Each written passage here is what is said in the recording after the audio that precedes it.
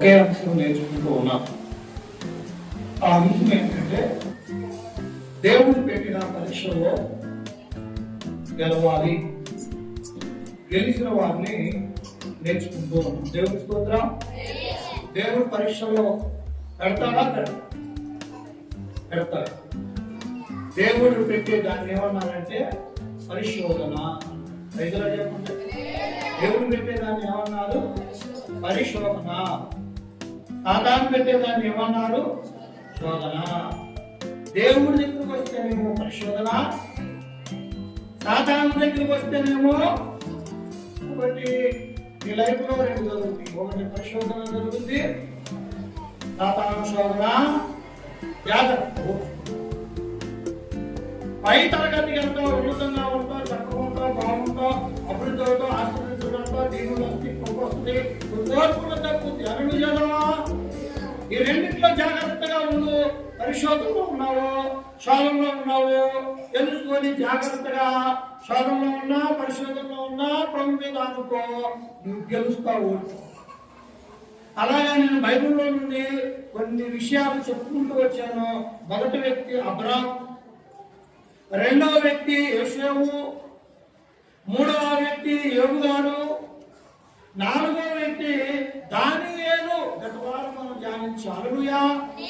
ఎవరన్నా ఆయన గెలిచాడు. భయంకరమైన భక్తిలో సమస్య వచ్చింది, గెలిచాడు కానీ ఓడిపోలేదు. హల్లెలూయా. కాబట్టి నేనేం చెప్తున్నానంటే నువ్వు గెలవాలి కానీ ఓడిపో. అబ్రాహాము తన కన్నబిడ్డని దేవుడికి ఇమ్మని దేవుడు చెప్పినప్పుడు అబ్రాహాము గెలిచాడు కానీ ఓడిపోనా. యోసేపును ఒక అమ్మాయి పట్టుకొని నాతో పాపం చేయి ఆయన పట్టి ఆయన పీడించినప్పుడు ఎవరి కాలంలో గెలిచాడు కానీ ఓడిపో. అలాగే మనం చూస్తే ఏమో భయంకరమైన బాధ అధికారంలో కొన్ని నడినెత్తాక ఒక పచ్చిపుళ్ళు ఆయన జీవితంలో వచ్చినప్పుడు ఆయన ఉన్న యావదాస్తి కూడా పోయినప్పుడు దేవుడు ఇచ్చాడు, దేవుడే తీసుకొని పోయాడు. దేవుని నామానికి మహిమ కలుగునుగా అన్నాడే కానీ ఈ నష్టం ఎందుకు కలిగిందని దేవుడు పెట్టలేదు. అలాగే చెప్పండి.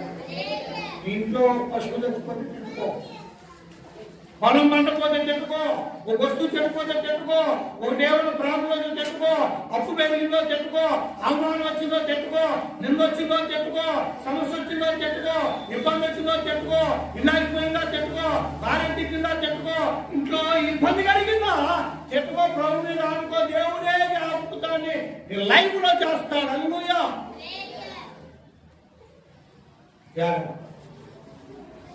ఎప్పుడైనా నేను దేవుని నమ్మాను, ఆ దేవుడు నాకు అన్యాయం చేశాడు అన్న పదవి మాట వస్తే దేవుని పదవి, దేవుని శక్తి నిన్ను విడిచి వెళ్ళిపోతుంది. చాలా ఎట్లా చూద్దామా, ఎట్లా చూద్దామా.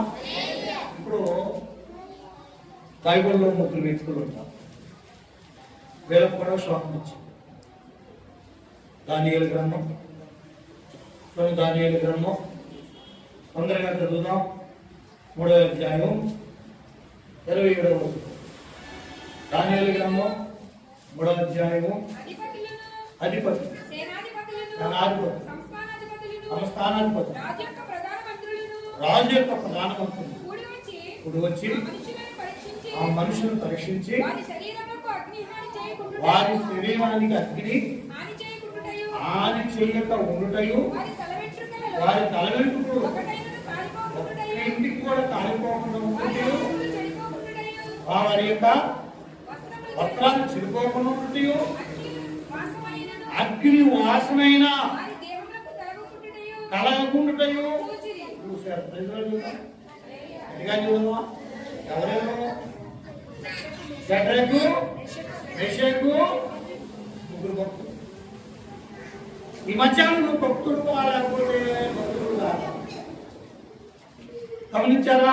భక్తులైతే స్వామి కాసే చెట్లకి రాళ్ళ దెబ్బలు, కర్ర దెబ్బలు ఎక్కువ. దేవుళ్ళో ఉన్న వారికి బాధలు, శ్రమలు, ఇరుకులు, ఇబ్బందులు ఎక్కువ. దేవుళ్ళలో యథార్థం ఉన్న వారికి కొన్ని అవమానాలు, కొన్ని రోగాలు, కొన్ని ఇబ్బందులు, కొన్ని ఇరుకులు వారి లైఫ్ లో ప్రారంభం. దాని అర్థం ఏంటి తెలుసా? నువ్వు దేవుళ్ళో ఉన్నావు. హల్లెలూయా. గట్టిగా చేద్దామా? నువ్వు దేవుడితో ఉన్నావు అర్థం. షడ్రకు మేషకు అబేద్నెగోలు ఆ బబులోను దేశంలో ఉన్నారు. ఐగుప్తు దేశం నుండి ఆ దేశానికి వచ్చారు. బానిసలుగా తీసుకొచ్చారు, బాలేదులుగా తీసుకొచ్చారు. అంటరాని వారుగా ఉన్నారు, యూదులైన వారు. గతవారం చెప్పాను 120 మందిని తీసుకొస్తే 120 మందిలో 4 మిగిలారు. మిగతా వాళ్ళందరూ అన్నిలో కలిసిపోయారు. తాగుడు కలిసిపోయారు, జ్వరాన్ని కలిసిపోయారు, పాపాన్ని కలిసిపోయారు, లోకాసులు కలిసిపోయారు. చాలా మంది చర్చికి చాలా మంది వస్తారు. ఏమంటే కాలం వెళ్ళే ముందుగా లోకంలో కలిసిపోతూ ఉంటారు. ప్రియులారా, నేను చెప్పేది ఏంటంటే దేవుళ్ళకు ఒకసారి వచ్చినాక ఇక లోకం వైపు తిరగవద్దు, లోకం వైపు కలవద్దు. అన్ని చేద్దామా? గట్టిగా చేద్దామా? షడ్రకు మేషకు అబేద్నెగో దానియేలు అనే 4 మాత్రము దేవుని మీద నిలబడి దేవుడి కోసం ఉండిపోయారు. విగ్రహారాధన సంబంధమైన వస్తువులు లేదు, బలులు అర్పించినవి లేదు, ఆచార సంబంధమైనవి లేదు, బొమ్మలకి మొక్కలేదు, విగ్రహారాధన చేయలేదు. యథార్థంగా నడిచారు, దేహాన్ని కాపాడుకున్నారు. తన ఎవరి కాలంలో విచార సంబంధమైన ఆలోచన కూడా రానివ్వలేదు. షడ్రకు మేషకు అబేద్నెగో ఆ ప్లస్ దానియేలు 4 నీతి కలిగి ఆ ప్రాంతంలో బబులోను దేశంలో రాజు కింద ఉద్యోగం చేస్తున్నారు. రాజు కింద జాబ్ చేస్తున్నారు. రాజుగారికి ఒక ఐడియా వచ్చింది. ఏమిటంటే, మీరెవరైనా సరే ఈ కొన్ని నెలలో నా ప్రతిమనే మొక్కాలి, నా ప్రతిమకే నమస్కారం చేయాలి, నా ప్రతిమకే ప్రార్థన చేయాలి, నా ప్రతిమనే పూజించాలి. నేను నిలబెట్టిన బంగారు ప్రతిమనే ఎవడైతే మొక్కడో వాడిని మండుచున్నా అగ్నిగుండం వేస్తానని శాస్త్రం చేశారు. పరీక్ష లైఫ్లో దేవుణ్ణి ఆరాధిస్తాడా, దొంగను ఆరాధిస్తాడా? పరీక్ష లైఫ్లో నీ లైఫ్లో కూడా సంక్రాంతి చేస్తావా, నిలబడతావా? పరీక్ష. దేవుణ్ణి నమ్ముకుంటా, దేవుడిని చచ్చిపోస్తా. సంక్రాంతి పండుగ వచ్చిందంటే ఇంత పెద్ద మూగుడు పెట్టి కూతుర్ని, అల్లుల్ని, కొడుకుల్ని, వాడల్ని మొత్తాన్ని పిలిచి ఇంత పెద్ద మూగుడు పెట్టి ఏమైనా అన్ని పక్కలు అనుకుంటా ఆచారం చేస్తా. నువ్వు క్రైస్తవుడేనా? దేవుడు నమ్మేవాళ్ళు ఉంటే నచ్చగా ఉండు, లేకపోతే చల్లగా ఉండు. వాకరితో భక్తి చేస్తున్నారండి. ప్రార్థన ఆచారం ప్రార్థనే, బాబునే ప్రార్థనే, లోకమే. ఈరోజు చాలా మంది ప్రార్థన నిజాన్ని లేదు. నేతి తిరగాలో నెయ్యలేనట్లుగా ఈ రోజు ప్రతి ఒక్క జీవితంలో క్రైస్తవుల్లో క్రీస్తు ప్రభువు లేడు. దానియేలు మనం గమనిస్తే నీతి కలిగి బ్రతికాడు. షడ్రకు మేషకు అబేద్నెగోలు పొరుగు దేశంలో, పొరుగు ప్రాంతంలో నివాసం చేస్తున్నప్పుడు కూడా దేవుడు రోషంగా నిలబడ్డాడు. భయమో చెందకు భక్తుడా, ఈ లోకాచార్యం చూసినప్పుడు భయమో చెందకు భక్తుడా, ఈ లోకాచార్యం చూసినప్పుడు భయమో చెందకు, భయమో చెందకు, దిగులో చెందకు, జీవానికి ఉన్నాడు. భక్తుడా ప్రాణం పెట్టిన ఉన్నాడు, జీవానికి ఉన్నాడు. భక్తుడా ప్రాణం పెట్టిన ఉన్నాడు. భయమో చెందకు భక్తుడా, ఈ లోకాచార్యం చూసినప్పుడు భయమో చెందకు భక్తుడా. బబులోను దేశమందున ఆ ముగ్గురు భక్తులు మతానందున, బబులోను దేశమందున ఆ ముగ్గురు భక్తులు మతానందున. పార్టీ బంధించి రాజు పార్టీలో పడేయాడు, పార్టీ బంధించి రాజు నాగోవాడు ఉన్నాలేదా? ఓ భక్తులా రాజు రమ్మని పిలవాలేదా? నాగోవాడు ఉన్నాలే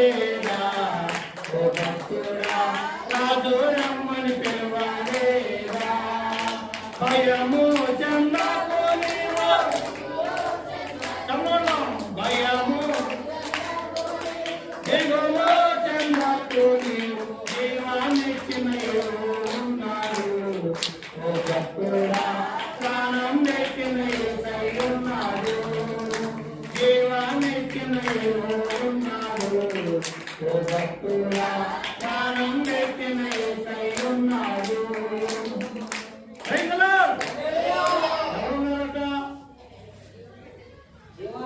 జీవమిచ్చిన యెహోవా ఉన్నారు, ప్రాణం పెట్టిన భక్తులు చిన్న చిన్న సమస్యలకు భయపడిపోతున్నావా? చిన్న చిన్న అవమానాలకు భయపడిపోతున్నావు. షడ్రకు మేషకు అబేద్నెగో అనే ముగ్గురు ఈ ప్రతిమకి మీరు మొదలు పోతే ఎక్కడ వేస్తామన్నాడు? మండుచున్నా వాళ్ళు ఏమన్నారో తెలుసా? రాజా, మేము సావనైనా కష్టం కానీ నీ బొమ్మకు మేము ఒక మళ్ళీ ఉన్నాను, దేవుళ్ళు అనుకున్నాను. దీపాల పండుగ ఒక టపాస్ కూడా కాల్చాను ఉన్నా నీకు దీపానం.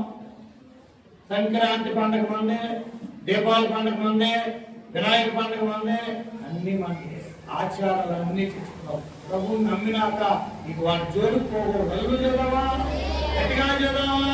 ప్రభువు నమ్ముకున్నాక లోకు నీతి వద్దు నీకు. దేవుని తెలుసుకున్నాక ఏమని ఏ వ్యసనాలు నీ లైఫ్లో వద్దు, ఏ ఆచారానికి నువ్వు చోటు వద్దు. నేను ప్రేమతో చెబుతున్నాను. ఎందుకంటే నువ్వు అన్ని చేసి దేవుడు ప్రార్థిస్తే దేవుడు అంటే నువ్వు ఎవరో నాకు తెలియదు. ఉంటే అటన్నా ఉండాలి, ఇటన్నా ఉండాలి. అంటే రాజమండ్రి పోటాన్ని ఎక్కాలి, లేకపోతే ఊరికి పోటాన్ని ఎక్కాలి. ఇంకా సెటల్గానే ఒక కాలు ఇట్లా ఉండాలంటే నువ్వు ఎక్కడికి పోవు, ఆగిపోతావు. దేవుని కుమారుడు, దేవుని నమ్ముకున్నా, దేవుని స్తోత్రం. ఎట్లా దేవుని స్తోత్రం. ఆయన సన్నిధిలో ఉన్నా ప్రార్థన నడువు. షడ్రకు మేషకు అబేద్నెగో త్యాగం చేశాడండి. ప్రాణాన్ని ఇవ్వడానికి ఏమీ లేదు. రాజుగారు కూర్చొని అడిగాడు, ఓ షడ్రకు మేషకు అబేద్నెగో, మీకు ఉద్యోగాలు ఇచ్చింది నేనే, మిమ్మల్ని తీసుకొచ్చి పెంచింది నేనే, మిమ్మల్ని జాగ్రత్తగా పెంచాను. నాకు ఎదురు చెప్తారా మీరు? ఆఖరిగా నేను అడుగుతున్నాను, తెలియక నేను మాట్లాడుండొచ్చు, తెలియక ఎదురు చెప్పుకుండొచ్చు. ఇప్పుడు నేను అడుగుతున్నాను, ఈ ఆఖరి అవకాశం నేను అడుగుతున్నాను, నాకు మీరు జవాబు చెప్పండి అని రాజు షడ్రకు మేషకు అబేద్నెగోను అడిగారు. ఇప్పుడు అదేమన్నారు తెలుసా? ముందు ఒకే మాట ప్రజలు చెప్తున్నారు, ముగ్గురు ఒకే మాట, అన్నదమ్ముడు మాట, అక్కచెల్లెలు మాటలు, పాల్గొట్టిన మాటలు, సంఘ సభ్యుల మాటలు, సహోదరుల మాటలు, ఇరుగు పొరుగు వారందరూ మాటలు. నేను చెబుతున్నాను, దేవుని పిల్లరా, ప్రతి ఒక్క పిల్లలు ఎలా ఉండాలి? ఐక్యతగా, సంఘమంతా ఐక్యతగా ఉండాలి, పురుషులందరూ ఐక్యతగా ఉండాలి, స్త్రీలందరూ ఐక్యతగా ఉండాలి, మనమందరూ ఒక ఐక్యతగా ఉండాలి. దేవుని స్తోత్రం. ఒకే మాట మీద ఉన్నారు, ఒకే మాట, మనం తప్పకూడదు. షడ్రకు మేషకు అబేద్నెగో ఒక మాట రాత్రి నిర్ణయించుకున్నారు, దేవుని కోసం చచ్చిపోయారు. దేవుని కోసం మనం ఎక్కడికి వెళ్ళిపోదాం? అగ్నిగుండంలోకి వెళ్ళిపోదాం, కాలి కూడా వెళ్ళిపోదాం. ఆ యొక్క ఎవరిని ఎలా చచ్చిపోదాం అని అనుకున్నారో తెలుసా? దేవుడి కోసం ఒక మిడతలాగా మనం పురుగులాగా చచ్చిపోదాం. దేవుడు నేనేమైనా ప్రభువా నిన్ను నాకేమున్నా ప్రభువా నీకిస్తాను. నేనేమైనా ప్రభువా నిన్ను చూస్తాను, నాకేమున్నా ప్రభువా నీకిస్తాను. నేనేమై ఉన్నాను నీ దయ వలనేనయ్యా, నేనేమై ఉన్నాను నీ దయ వలనేనయ్యా.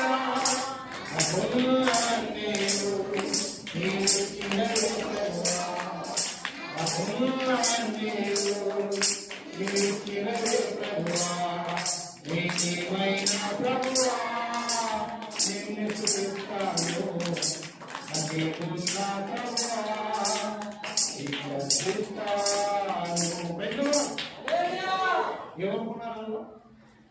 రావడానికి బ్రతికితే దేవుడి కోసం, చనిపోతే పిల్లలు ఉన్నారు. నీతున్న మనలో యథార్థున్న మనలో నోరు తెలిస్తే అబద్ధం ఆడుతున్నారే, నోరు తెలిస్తే చెడ్డ మాటలు మాట్లాడుతున్నారే, నోరు తెలిస్తే వ్యర్థమైన ఆలోచన కలిగి ఉంటున్నారు. మీ ఆలోచనలో, మీ తలంపుల్లో ఊహ అంతా చెడ్డగా జీవిస్తున్నానే. దేవుని నమ్మి దేవుని కోసం సాంగా బ్రతకలుగుతున్నాము. ఆలోచన చేసిన చిన్నాన్ని పట్టుకొని ప్రభు కోసం బ్రతకగలుగుతున్నావా? స్వార్థ అందించగలుగుతున్నావా? యేసుని గురించి చెప్పగలుగుతున్నావా?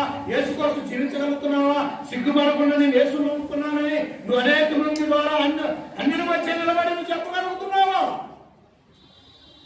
నేను ప్రభు తెలుసుకున్నానని ఈ బైబిల్ గ్రంథాన్ని ఎత్తి చూపించి నేను ప్రభు తెలుసుకున్నా చెప్పగలను? బైబిల్ పట్టుకొని చిచ్చుకుంటాను సిగ్గు, బైబిల్ పట్టుకొని ఊరెళ్తానికి సిగ్గు, దేవుని నమ్ముకున్నారని చెప్పడానికి సిగ్గు. ఇలా అన్ని దేశంలో ఉన్నారు, బబులోనులో ఉన్నారు, విగ్రహారాధన కలిగిన దేశంలో ఉన్నారు. ఆ దేశంలో తిండి తింటున్నారు, ఆ దేశంలో ఉద్యోగం చేస్తున్నారు, రాజుకి ఎదురు చెబుతున్నారు. అందరూ చెప్పండి, గట్టిగా చెప్పండి.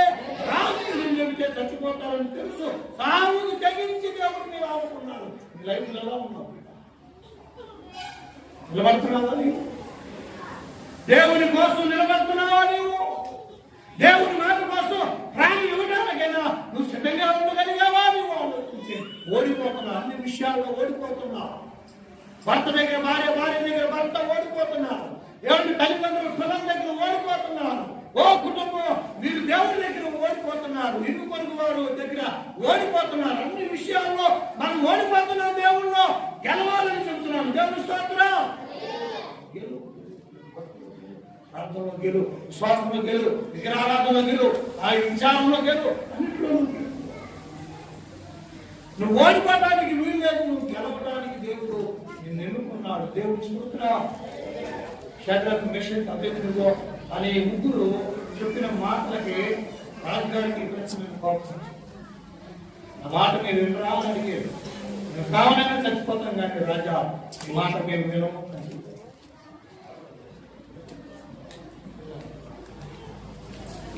రాజా మీరు కావాలైనా చనిపోతాం కానీ ఈ మాట మేము వినము. వెంటనే ఏం జరిగిందో తెలుసా? రాజు పాపం వస్తుందని చూడమంటే రాజా మేము కావాలైనా కానీ మనం దేవుని మీద ఆడుకుంటాం. దేవుని చూపుతాం. రాజుకి భయంకరమైన కోపం వచ్చింది. రాజు ఏం చేశాడు తెలుసా? 7 పిలిపించాడు. ఒక బలమైన వాళ్ళని తీసుకొచ్చాడు. షడ్రకు, మెషక్, అబేద్నెగో ప్రాణాలతో ఉండగానే, బట్టలు ఉండగానే ఎవరిని వాళ్ళు ఎత్తి ఆలయిస్తారు. అంటే ఆ ఈశ్వరుని వాళ్ళు చచ్చిపోయారు. ఆ లోపల వెళ్ళిన వారు క్షేమంగా ఆరోగ్యంగా ఉన్నారు. దేవుని స్తుతిస్తావా? దేవుని స్తుతిస్తావా? గట్టిగా చెప్పకూడదా? దేవుని స్తుతిస్తారా? మండుతున్న భయంకరమైన 7 కలిగిన అగ్నిగుండంలో నుండి ఎవరు కాపాడారు? దేవుడు నమ్ముతున్నారు. నీ అప్పుల్లో కాపాడతాడు, ఆపదలో కాపాడతాడు, కష్టంలో కాపాడతాడు, ఇబ్బందుల్లో కాపాడతాడు, రోగాలు కాపాడతాడు, హెచ్ఐవి వచ్చినా కాపాడతాడు, క్యాన్సర్ వచ్చినా కాపాడతాడు, గుండె బాగా వచ్చినా కాపాడతాడు. నువ్వు రేపు చచ్చిపోతానని ఆ డాక్టర్లు చెప్పారు. నువ్వు దేవుడి దగ్గరికి వచ్చి దేవుడి వైపు తిరిగి నువ్వు కన్నీరు కాచి ప్రార్థన చెప్పి యేసు తండ్రిని కాపాడతాడు. ఎవరు లేదా? ప్రాణంలో ఆయన ప్రాణం తీసేయాలా? ఆయన చేతిలోనే ఉంది. ఆయన తెలియకుండా నీకే వ్యాధి నీకు రాలా. గమనించు. నీ బీపీ, నీ షుగర్, నీ కాళ్ళ నొప్పి, నీ కిడ్నీ ప్రాబ్లం, నీ కప్పు ప్రాబ్లం, నీ గుండెలో ప్రాబ్లం, లెన్స్ లో ప్రాబ్లం, ఊపిరితిత్తుల ప్రాబ్లం, నీకున్న ప్రతి వ్యాధి దేవుడి అనుమతి లేకుండా రాలా. దేవుడి కోసం నిలబడు. దేవుడితో పోరాడు, ప్రభుతో ఉండు. ప్రభు నీ జీవితంలో అద్భుతం చేయబోతున్నాడు. దేవుడి కోసం ప్రాణం ఇవ్వడానికి తెగించిన వాళ్ళ కోసం దేవుడు దిగొచ్చాడు. నీ కోసం నిలబడుతున్నాను. మధ్యాహ్నం నేను ప్రేమతో అడుగుతున్నాను. యేసు తండ్రి కోసం నిలబడుతున్నాను. చిన్న మాట అంటే ఓర్చుకోలేకపోతున్నావే? ఎవరిని చిన్న మాట అంటే నేను దేవునికి దూరం అయిపోతున్నావే? ఒక చిన్న అవమానం వస్తేనే తట్టుకోలేకపోతున్నావే? చిన్న నింద వస్తేనే దేవుని సన్నిధి వదిలేస్తున్నావే? ప్రియులారా, దేవుడి కోసం నిలబడే శక్తి నీకుందా? షడ్రకు, మెషక్, అబేద్నెగో ఉంది కనుక దేవుడు దిగొచ్చాడు.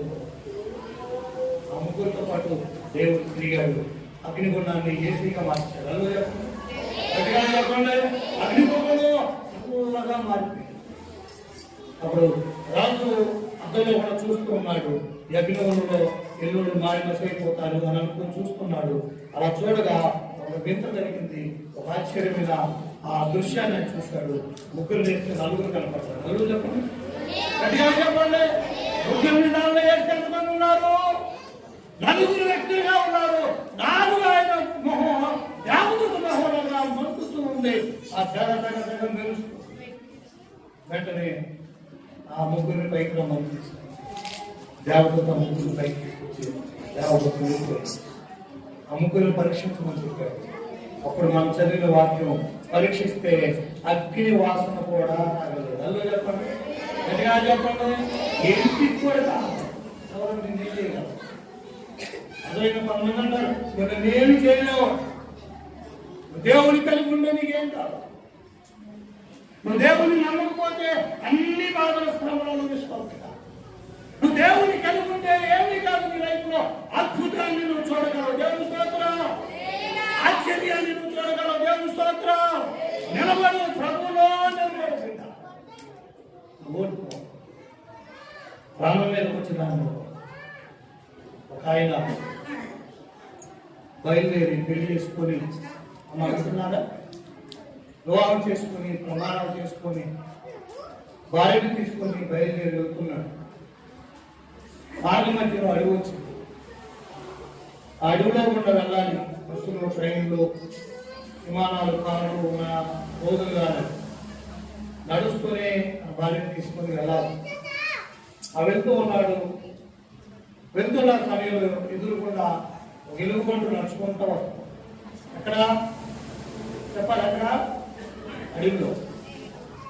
ఎప్పుడైతే ఆ ఎలుగుబంటుని చూశాడో భర్త భార్య ఇద్దరు చూశారు. వెంటనే ప్రమాణం చేసిన ఆయన భార్యతో చెప్పాడు, నా ప్రాణాన్ని కాపాడుకుంటాను, నువ్వు చెట్టెక్కగలవా అని అడిగాడు. నేను ఎక్కలేనయ్యా, నా చెట్టెక్కడం నాకు రాదు, నా చిన్నప్పటి నుండి నాకు తెలియదు. అయితే నీ బాధ నీదే, నా బాధ నాకు. తప్పుంటే కలుసుకో, చచ్చిపోతే ఇంకో పెళ్లి చేసుకున్నాను అనుకున్నాడేమో. ఆ మురిపేశాడు, కవల్లో కట్టిన మురిపేశాడు. చెయ్యి పట్టుకొని వస్తున్నాడు, చెయ్యి వదిలేశాడు, వెళ్ళిపోయాడు. పరుగున వెళ్ళి చెట్టెక్కేశాడు. చేపట్టుకొని లాగుతాను, పైకి రా, ఎలాగో ఎక్కిస్తాను, నేను ముందెక్కిస్తాను, నేను ఎక్కుతాను అని అంటే అంత బాగున్నా. ప్రజలా చెప్పండి, ఎట్లా చెప్పండి. చాలా మంది పురుషులు అలా ఉన్నారు. భార్య బాధొస్తే పట్టించుకోకుండా, భార్య కాకపోతే పట్టించుకోకుండా, భార్య ఇబ్బందులు ఉంటే వదిలేసి కూడా చాలా. నేను చెప్తున్నాను, చెయ్యి పట్టుకోబెట్టుకో. ప్రజలు అడుగుతావా? గట్టిగా చదువా? భార్య అయినా భర్త అయినా ఏదైనా నువ్వు ఎలా ఉండాలని కలిసి బ్రతకాలి. ఎప్పుడైతే ఈయన ఎక్కేస్తాడో ఆలోచించింది, ప్రభువుని నమ్ముకున్న బిడ్డ ఏం చేయాలో అర్థం కాలేదు. ఒకడు ఆలోచించింది, చనిపోతే చనిపోతాను, బ్రతికితే బ్రతుకుతాను అనుకొని ఒక ఆలోచన చేసుకుంది. ఒక్కవారుగా మామూలుగా ఇలా పడుకులు పోయింది. దేవుని స్తోత్రం. ఆ పడుకులు పోయింది. ఎలుగుబంటు దగ్గరికి వస్తుంది. ఎలుగుబంటు వస్తాం ఆ పడుకొని కళ్ళు పూసుకొని గట్టిగా ఊపిరి బిగబట్టింది. నలుగురుగా గట్టిగా చేద్దామా? ఎలుగుబంటు వచ్చింది, టెస్టింగ్ చేస్తుంది. ముక్కులో టెస్టింగ్ చేస్తుంది, చెవులో టెస్టింగ్ చేస్తుంది, గాలి ఏమైనా వస్తుందా, ఊపిరితో ఉందా, బ్రతుకుందా ఏంటి అని టెస్టింగ్ చేస్తుంది.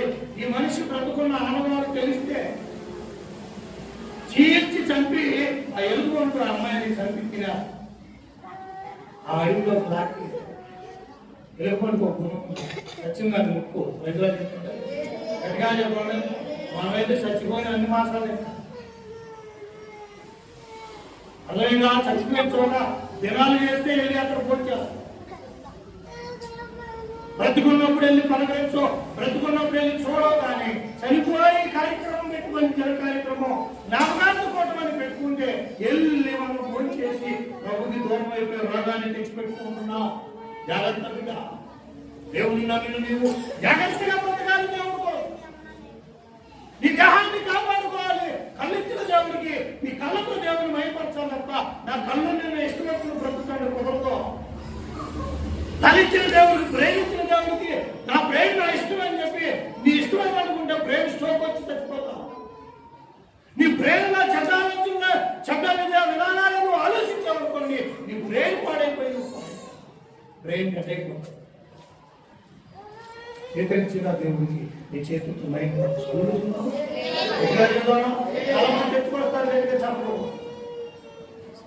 చర్చిలో కుర్చీలో కూర్చొని చాలా మంది నిద్రపోతూ ఉంటారు.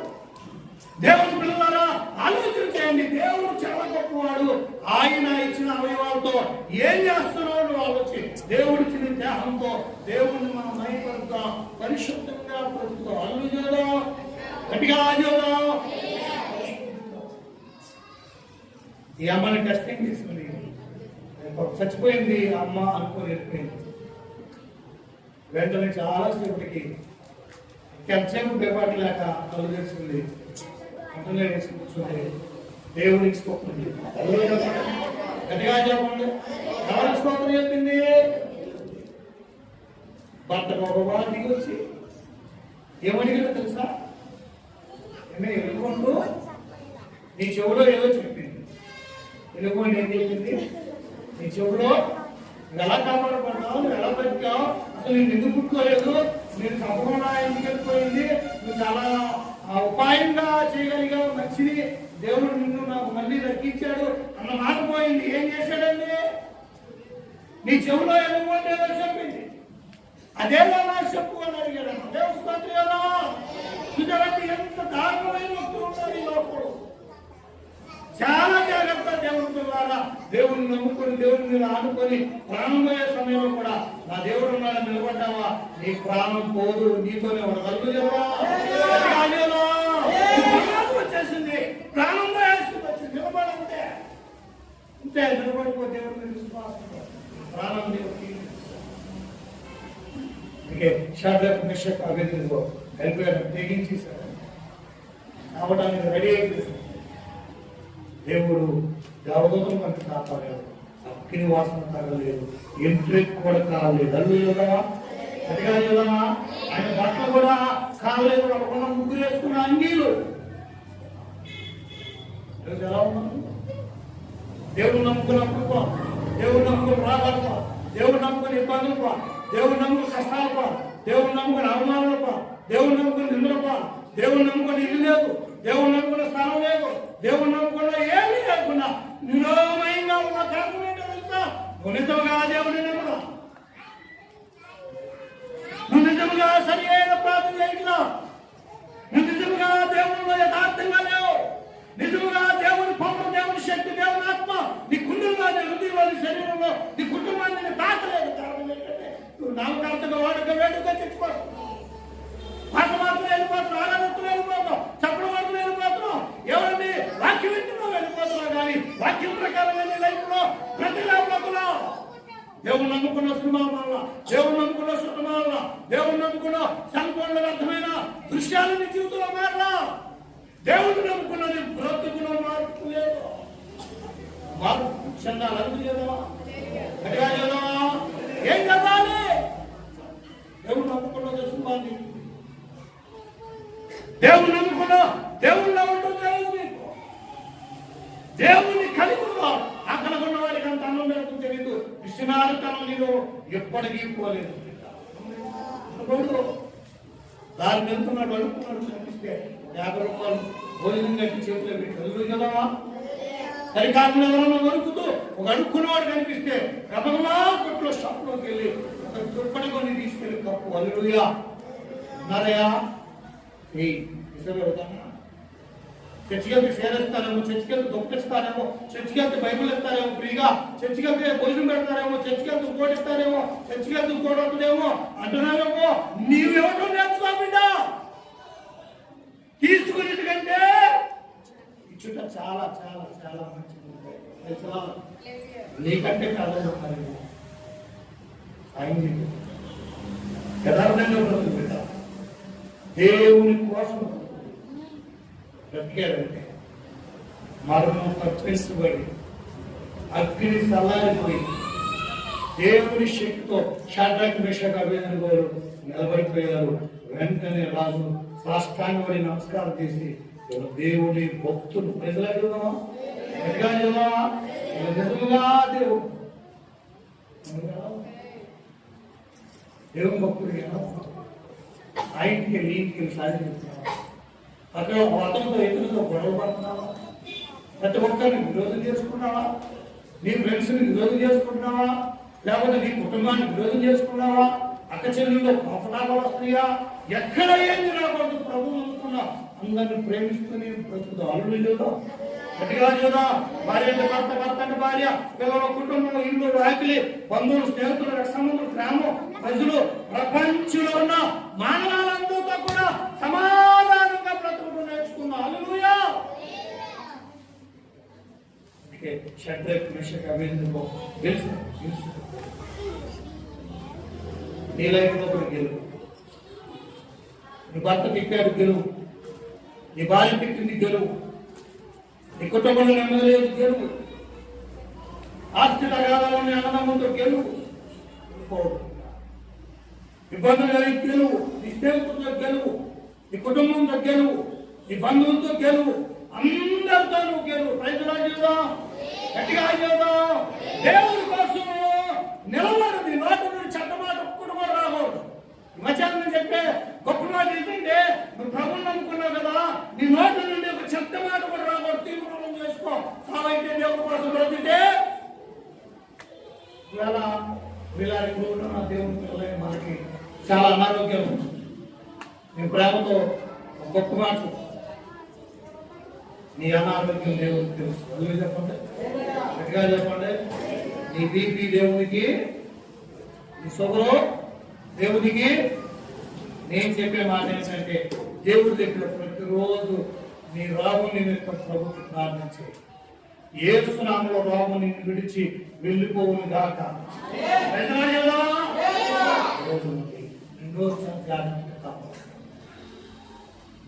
పల్లెత్తి మాట ఏ వ్యక్తిని తొలగించి అమ్మద్దు. అల్లుదా తీర్మానం తీసుకో. ఈ రోజు పల్లెత్తి మాట ఏ మాట అన్నాం. నేను బ్రతికితే యేసు కోసం బ్రతుకుతా, చచ్చిపోతే యేసు కోసమే. ఎన్ని ఇబ్బందులు వచ్చినా, ఎన్ని సమస్యలు వచ్చినా, ఎన్ని శోధనలు వచ్చినా, ఎన్ని ఇరుకులు వచ్చినా, నా జీవితంలో భయంకరమైన పరిశోధనలో, శోధనలో ప్రారంభమైన నేను గెలుస్తానే తప్ప నేను ఓడుకోను. షడ్రక్, మెషక్, అబేద్నెగో కూడా నిలవను.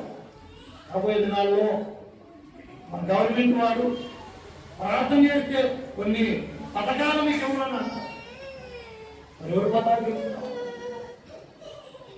రాబోయే దినాల్లో ప్రభువుని అంగీకరిస్తే కుదరదంటారు, గెలుస్తావా ఓడిపోతావు. రాబోయే దినాల్లో కొన్ని గవర్నమెంట్ వారి నుండి చాలా కొన్ని ఇబ్బందులు, సమస్యలు సంఘం మీద, సేవకుల మీద, పాస్టర్ల మీద, సంఘ పెద్దల మీద, సంఘ బిడ్డల మీద కలుగుతే ఓడిపోతావా గెలుస్తావా? బిడ్డ మధ్యాహ్నం అడుగుతున్నాను. ఒకవేళ గవర్నమెంట్ రేషన్ తీసుకుంటాను, దేవుడు స్తుతిద్దాం. దేవుడు సన్నబియ్యం ఎదుగుదామా? గట్టిగా బియ్యం తీసుకున్నామో యేసు సన్నబియ్యం ఇస్తాడు. దేవుడు నమ్ముకున్నాము, నీ పెన్షన్ పీకేశారనుకో, ప్రభుకి ప్రార్థన చేయి. 4,000 గవర్నమెంట్ ఇస్తుంది, కానీ యేసు దేవుడు నీకు 10,000 ఇస్తాడు. ప్రజలా చేద్దామా? గట్టిగా చేద్దామా?